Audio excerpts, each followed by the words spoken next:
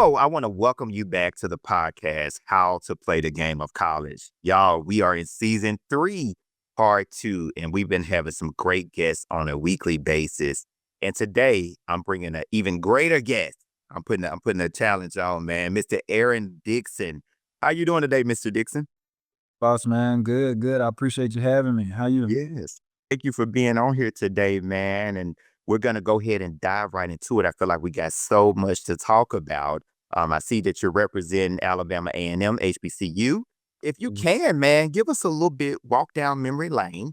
I know that you attended Alabama A&M as an undergraduate student and now currently work there, right? Tell us, how did you get to this point, man, of executive director of Freshman Academy at Alabama A&M? And yeah, so it's definitely been a journey. Okay. So I came to Alabama A&M as an undergraduate student, majored in biology. I initially thought that I wanted to do orthopedic surgery, Okay. and ended up getting very involved on campus, like a lot of other higher ed professionals. Uh, They start getting involved on campus and falling in love with the work. And the same was for me. And so I got very involved with SGA and campus events. okay. And I had to been, I guess, the end of my junior year. I was like, man, I think I want to, try to see what a career in higher ed looks like. And so what happened was I ended up going to Student Affairs Conference, SACSA. I was in Jacksonville, Florida, and I ended up meeting some personnel from University of Tennessee. Right. And they encouraged me to apply. I got into UT, got an assistantship in Knoxville with campus events, the campus activities unit there. Okay. So that was very exciting. I spent 2 years as a GA doing that work. Okay. And then when I graduated, I took on a full-time role at UT in the Multicultural Center. Yeah.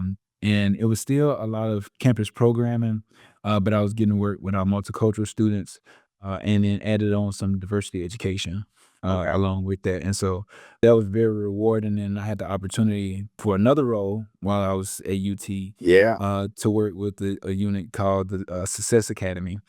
And this unit was designed to support incoming Black and Hispanic men to the university. It was a 4-year cohort model program. Yeah. And when I took on that role, we were essentially developing what the office and the program would look like. Yeah. And so I did that for 3 years. And then, life happens Yeah. and I end up seeing an opportunity to come back home to my alma mater. Sorry, as executive director for Freshman Academy. And so I've been here since this past June. Okay. Congratulations, man. Again, you said so many great things in that opening statement. I want to kind of dissect a few of those. Let's start back with majors, right? I think a big thing with incoming freshmen is like, what major do I choose? They're 18, 17. You're coming in and telling someone, hey, this is what you need to choose, what you're going to do with this for the rest of your life. I heard you say you changed it your junior year, your major. So you was going into something totally different for what you're doing now, biology. What was that light bulb moment to say? Because I know a lot of times students will say, hey, I'm in my junior year. I've been doing this. I feel like I need to go into this, but it's really not their passion or their purpose. What would you say to that student? Yeah, I think, I mean, you touched on the passion and the purpose, right? I think we grow up, even from young kids, people ask us, what do you want to be when you grow up? Hmm. Hmm. Yeah. And a lot of that is centered around the idea of becoming something and not me being who I am. Try and so I think for me, my junior year, I mean, growing up, I had teachers that called me Dr. Dixon, Dr. Dixon, I've been that since kindergarten, because I had always said I want to be a doctor when I grow up, and so I got into college with this idea of being a doctor. But as I started to learn more about myself and learn more about the things that I'm passionate about. I'm passionate about people. I was passionate about, at that time, students, right? So I left this out, but I was SJ president, and so I had a chance to see student life from a different lens. I had a chance to see some of the challenges that our incoming freshmen face when that come, some of the like working with our trustee members and working with our cabinet members on resolving issues for students on campus. And so I really developed a passion and a love for that, for supporting students and helping to see the change from when they enter in as a 16, 18-year old, to the time that they get ready to graduate college. And so I think that it's a lot of work and it takes time to really kind of understand what your passion is So true. as Yeah. opposed to this idea of what I want to be. Mm. Now, sometimes they can align, but sometimes they can conflict, Yeah.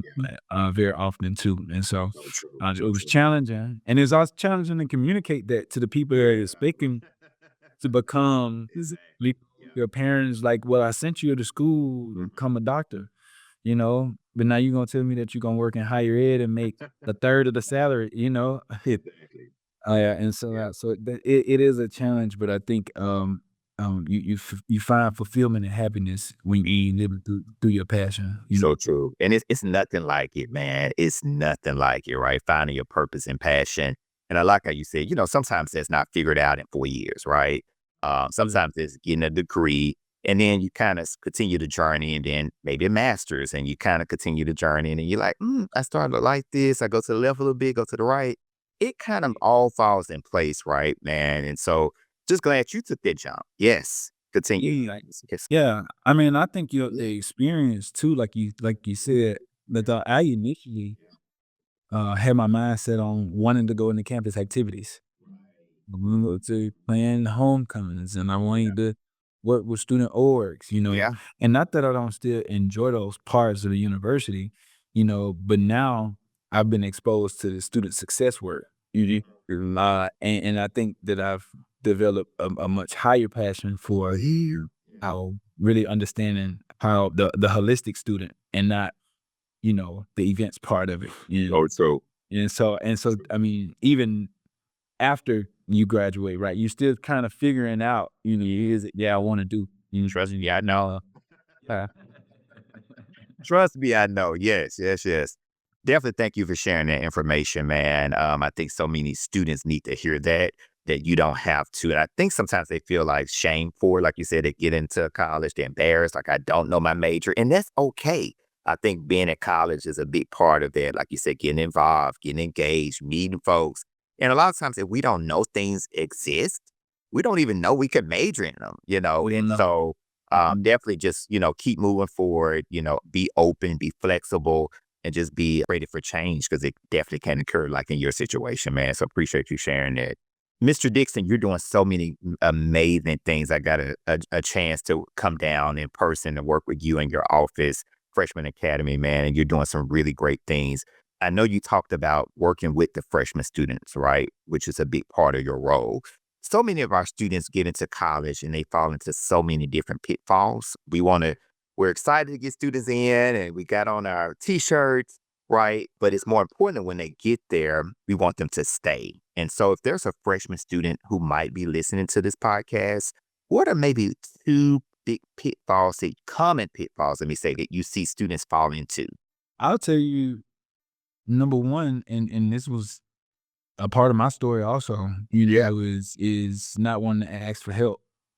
Um, I think Yeah. no matter where you are on the preparedness scale, and no matter what institution you go to, a lot of students when they're seeking a post secondary education, they are afraid to ask for help because at that level, something about it makes it feels like I need to have my stuff together. Yeah, the right. You So know, true. Yeah. and for me, I was the oldest sibling, Okay. and so I always felt like I needed to have it together for my younger brothers. I was always interested in the learning process, so I made great grades, all through grade school. Right.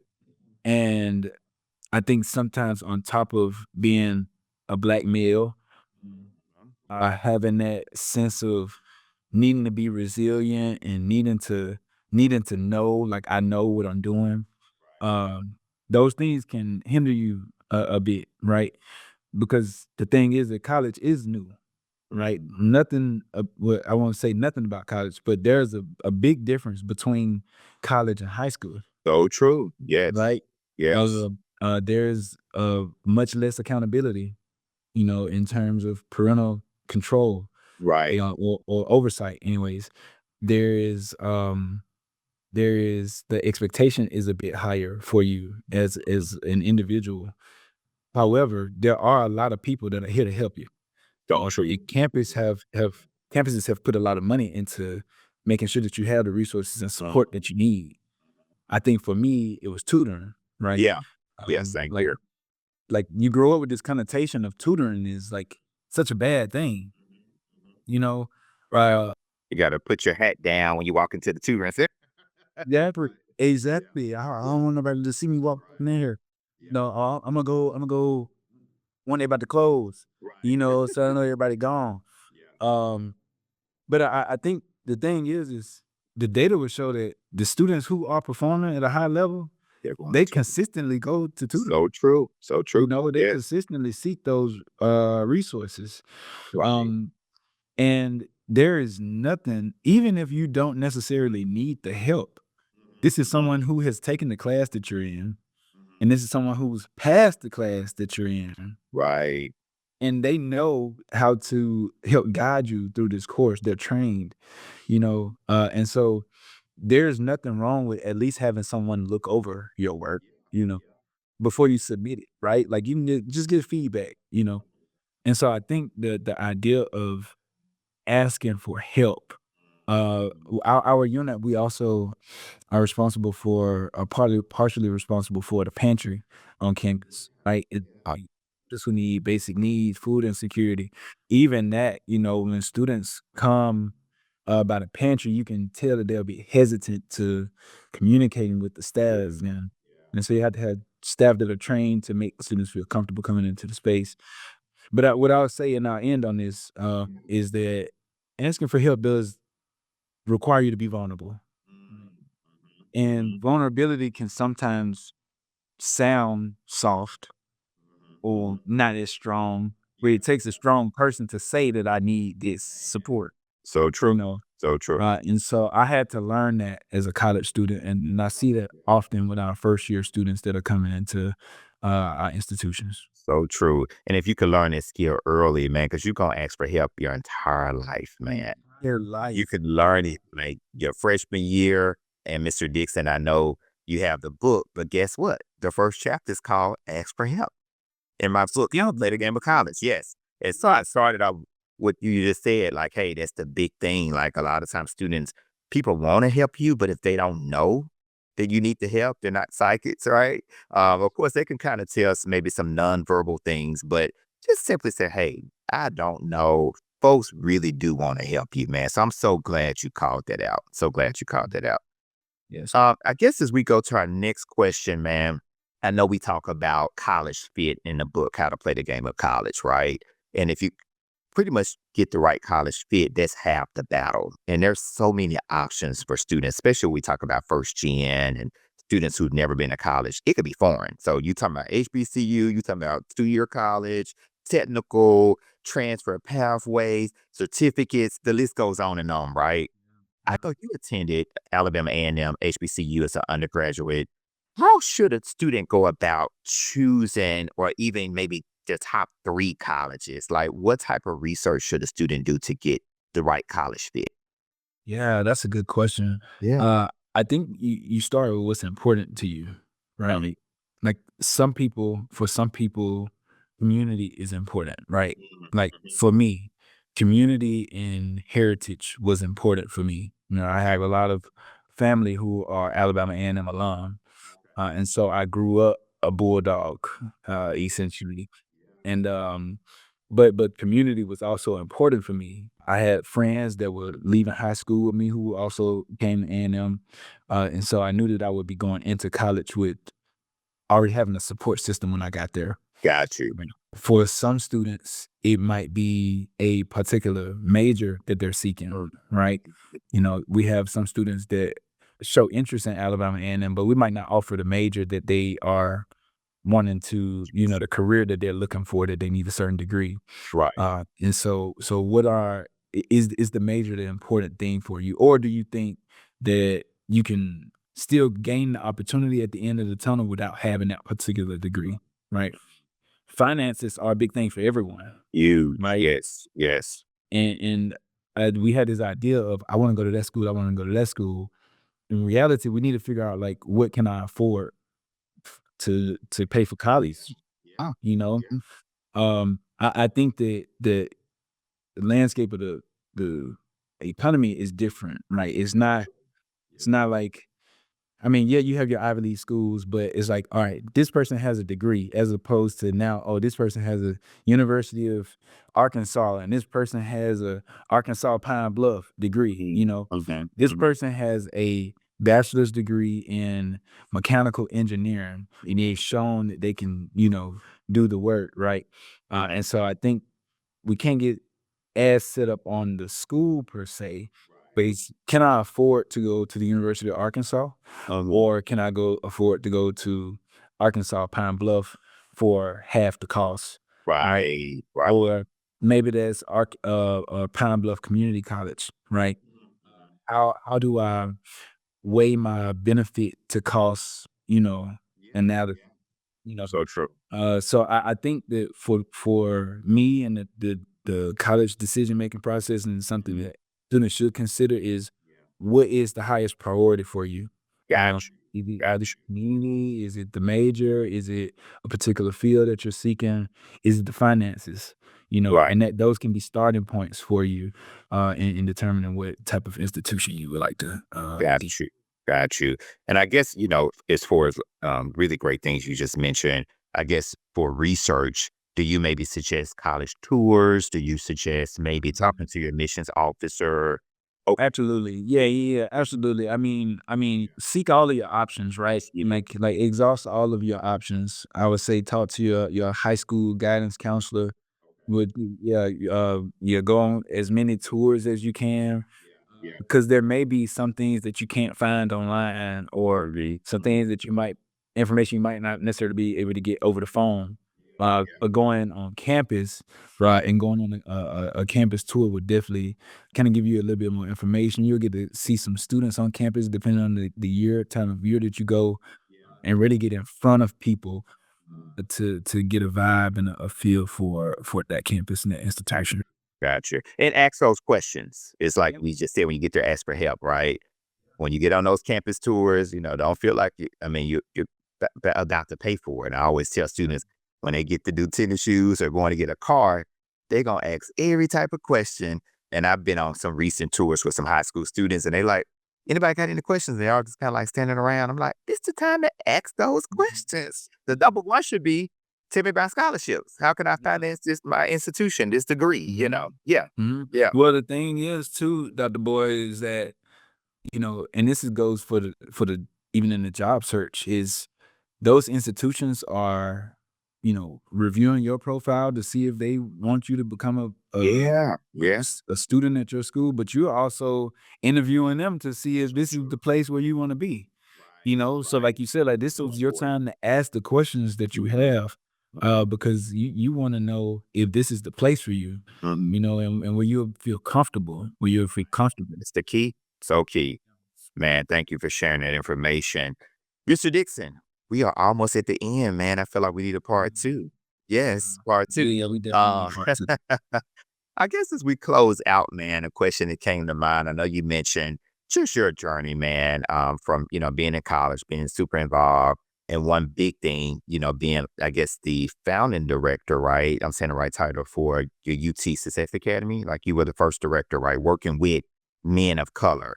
And then so many times when we look at the research, men of color, specifically Black men, they are not going to college at the same rate as their white male counterparts, right?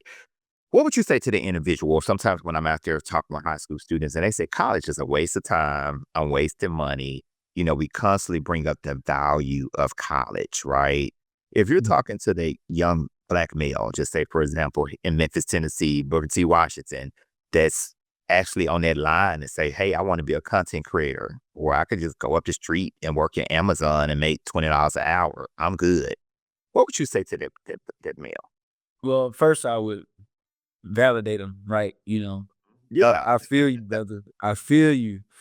Yeah. But definitely, I want you to be successful in whatever endeavor it is, whether that's content creation, whether that's logistics, supply chain, whether that's DJing, whether that's music artist, whatever it is that you want to do. So I'm behind you. What I'll say to that gentleman is that college is not all about the amount of time that it takes to get the degree. It's all the things that are happening in between that. Like you're still figuring out exactly what you want to do. You also have an opportunity to network. I think is one of the a huge part of college that you can't necessarily put a value on, right? Because that content creator, he also needs a manager. He also needs someone to handle his finances. He also needs, all of these support pieces around him. And college is a perfect place to meet a lot of those people. I would also say that because sometimes I think that our men they don't think that they're ready, right? But you don't always necessarily have to be ready, but you gotta be willing, right? If Yeah. you're willing, when we just talked about these support resources, if you're willing to do the work and you're willing to put forth an effort, we have people and resources that are in place to help you get to where you want to go, right? Like how could you maybe major in business and it'll teach you how to grow and scale your content creation business, right? How can you leverage college to do the things that you want to do, while meeting a bunch of people along the way to help support you, and so I I I would tell him, I feel you and I hear you, and think about the benefits of all of these other things, that could really, because you think that they making money on TikTok right now, Yeah. but if their stuff not in order, they won't have that long. So true. You need something that's gonna be able to Yeah. maintain to help you maintain your business, Yeah. for an extended period of time to truly be successful. And college can help you with that process. So true. So true. Man, thank you so much for saying that. And like you said, it's so many skills and just the things outside the classroom. That's just a degree that they gain, right? And you're gonna be learning for the rest of your life, right? So get the skills, the earlier the better. So appreciate you saying that. Yeah. You learning how to communicate with people, right? Like you learning how to go into the bank and ask for money, So true. equipment Got that you need. checks and yeah, You got balance your yeah, account. yeah, yeah. And Yes. so college introduces you to a lot of those things that are outside of a math class, right? So true. So So true. Thank you so much, man. Mr. Dixon, we are at the end, but man, this has been great. I'm inspired by you. I tell you that all the time, man. But someone who I look at younger, but man, I'm so inspired by everything that you are doing, have done. Man, I'm just blessed to have you in my circle, brother. So again, I just thank you for everything, man, that you're doing for our students, Alabama, man, all over the world, man. You're touching different lives. So yeah, man, keep doing what you're doing, my guy. Yeah. appreciate you for having me, brother. And I appreciate this platform to be able to, to have some real talk with students that might be considering the value of college or maybe are in those first couple years of college and still trying to figure it out. So I appreciate you for having me. Thank you. Thank you. And to our listeners, make sure y'all like, make sure you share, make sure you comment. Mr. Dixon is going to be watching the comments. And he's going to reply back to them. So make sure y'all show some love to the video. Again, every Wednesday, we have a really great guest. So make sure y'all tune in. Make sure you share that it's out there. And again, just thank you for joining us today. Thank you. Thank you, brother.